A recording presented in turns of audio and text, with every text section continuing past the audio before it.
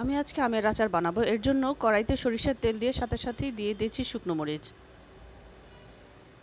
আমি আজকে টক ঝাল আচার বানাবো। এখানে আমি মিষ্টি কিছুই দিচ্ছি না। শুকনো মরিচটা একটু গরম হয়ে এলে এর মধ্যে আমি দিয়ে দিব আস্ত পাঁচফোড়ন।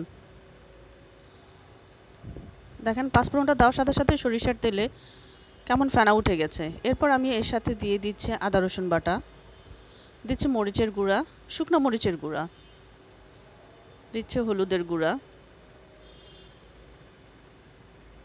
এবং লবণ।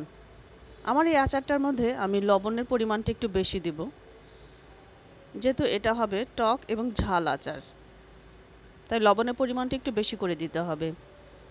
এবার আমি মশলাটাকে সুন্দর মতন মিক্সড করে নিচ্ছি। এ পর্যায়ে চুলার আঁচটা কিন্তু হালকা রাখতে হবে। এর সাথে আমি দিয়ে দিচ্ছি সরিষা বাটা। আমি সরিষাটাকে ভিনেগার দিয়ে বেটেছি এবং মশলাটা যাতে পুড়ে না যায় এজন্য আমি সামান্য ভিনেগার দিয়ে দিয়েছি। আমার মশলাটা কষানো হয়ে এসেছে। এবার আমি এর মধ্যে আম দিয়ে দিচ্ছি। আমি এখানে কাঁচা আম নিয়েছি। কাঁচা আমগুলোকে আমি এইভাবে করে কেটে নিয়েছি। এবার আমি এই কাঁচা আমটাকেই মশলার মধ্যে ঢেলে দিচ্ছি।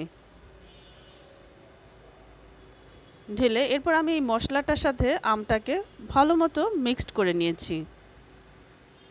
এবারে আমটাকে আমি ঢেকে দিব আমটা সিদ্ধ হওয়ার জন্য।